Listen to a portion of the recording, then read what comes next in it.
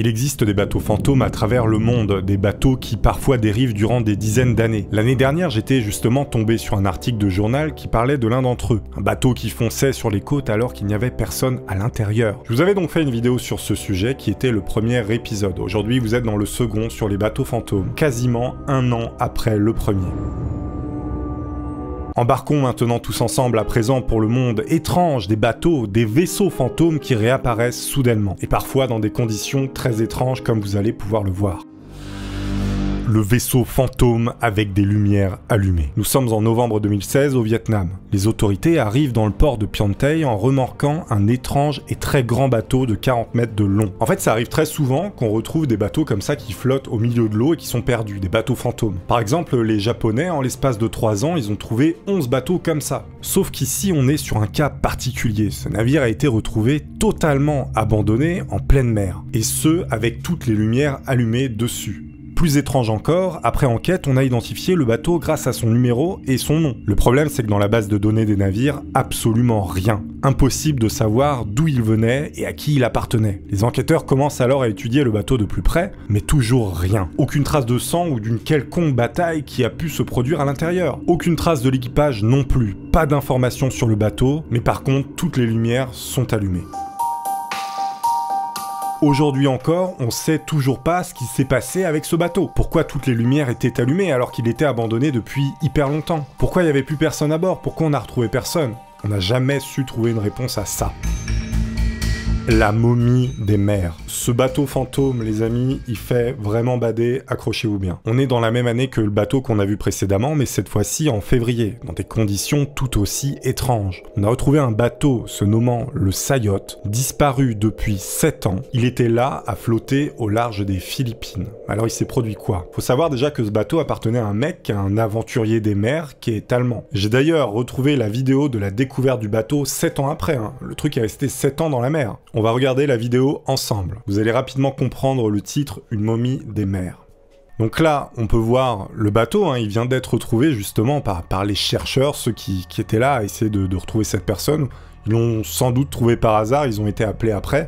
Donc on peut voir qu'il est bien abîmé, ça fait 7 ans qu'il est en mer. C'est des Français qui sont là, donc voilà, vous pouvez comprendre quelques mots. Donc, en fait, le mec va décider carrément de sauter à l'eau. On voit le bateau qui est ici.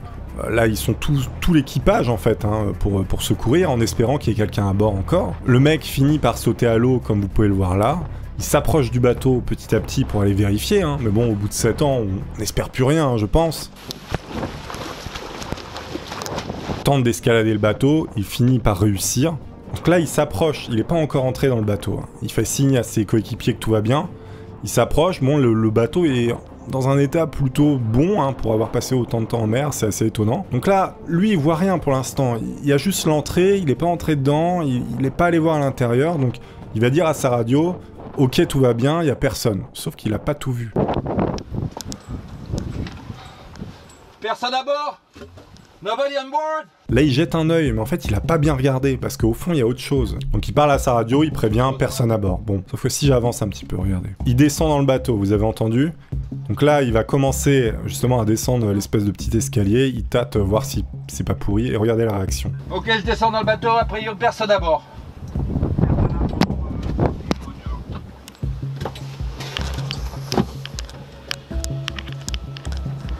Ah,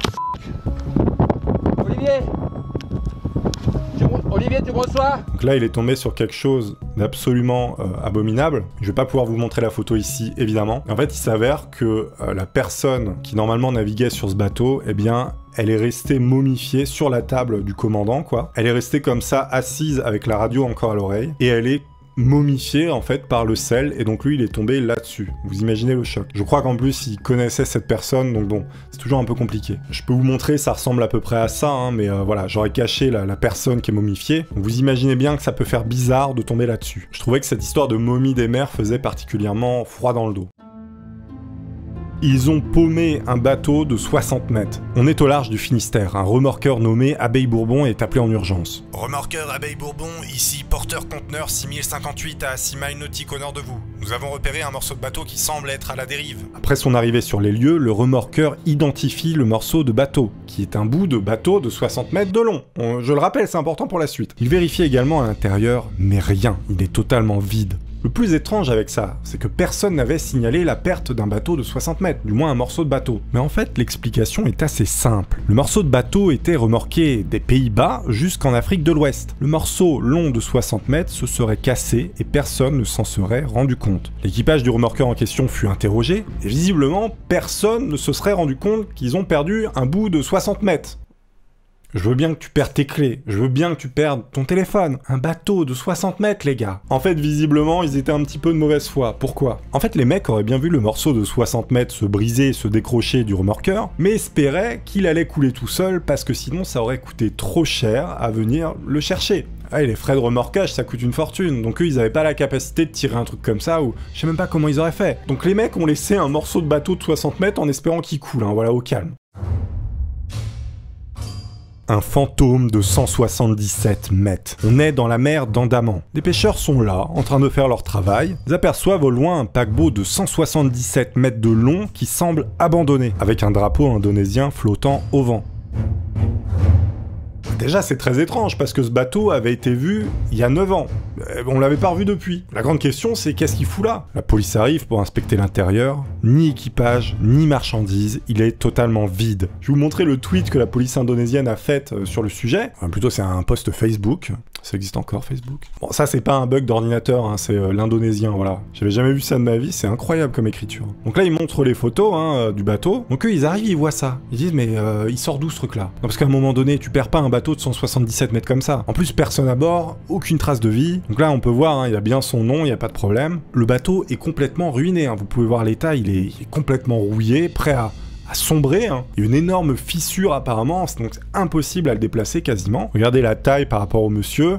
Voilà, donc c'est énorme, hein. Comme je vous l'ai dit, tout le monde pensait qu'il avait disparu depuis à peu près une dizaine d'années, qu'il avait sombré vers 2009, un truc comme ça. Mais la grande question, c'est de savoir qu'est-ce qui s'est produit. En ouvrant une enquête, ils ont trouvé des câbles de remorquage déjà sur le bateau. Un remorqueur était donc en train de le tirer. En fouillant les registres, ils ont constaté qu'un remorqueur à cette période transportait 13 membres d'équipage, ceux qui étaient probablement à bord du gros navire qui est échoué. Ils finissent par retrouver l'équipage qui explique que les câbles ont cassé et ils ont préféré laisser le bateau en pleine mer. Et en fait, au bout de 10 ans, le bateau a fini par s'échouer. Mais alors pourquoi ils ont abandonné un bateau énorme comme ça? Eh bien, c'était une affaire un petit peu plus sombre qu'on peut y penser. Le bateau était remorqué dans un chantier sauvage du Bangladesh pour être démantelé. C'est-à-dire au moment du remorquage, ils étaient en train de tirer le bateau, sauf que les câbles ont lâché, ils se sont dit bon, ça a cassé, on n'y touche plus. De toute façon, ils l'emmenaient à la casse, hein, le bateau. Ils ont pas pris la peine de le rattacher pour le tirer, non, ils l'ont laissé. Donc pendant 10 ans, le truc a vogué, il a fini par s'échouer, et voilà comment ils l'ont retrouvé. Les mecs sont à un niveau de balécouillisme absolument énorme. Imaginez le mec à bord du bateau. Bon les gars, il y a un gros problème, le câble du remorqueur vient de casser. Qu'est-ce qu'on fait? Je propose de rien dire et qu'on s'en aille discrètement. L'équipage évaporé. Nous sommes le matin du 7 octobre 1983. Le navire J.C. Cousin, qui est un yacht de 49 tonnes et de 20 mètres de long, est aperçu en train de naviguer, tout à fait normalement avec son équipage, au large dans l'état de Washington. Quelques heures passent, 13 heures de la même journée.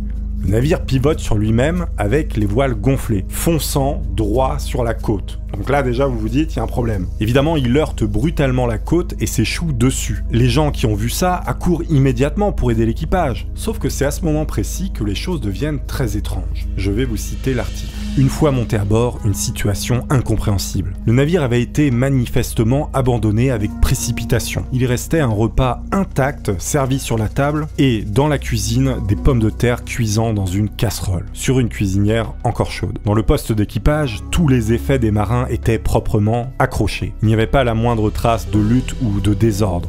Dans la cabine du capitaine, un revolver Colt était rangé avec ses 6 balles de calibre 45 chargées. Le canot du bord était arrimé à son poste et, sur le pont près du grand mât, une caisse contenant une pile de bouées de sauvetage en liège était intacte. Aucun corps n'a été repêché et, à terre ou en mer, il n'y avait pas la moindre trace d'équipage. Il s'était évaporé. Il y a eu une longue enquête évidemment après ça, mais le mystère n'a jamais été résolu. On ne sait absolument pas ce qu'il s'est produit pour ce bateau. Là encore, c'est un mystère total.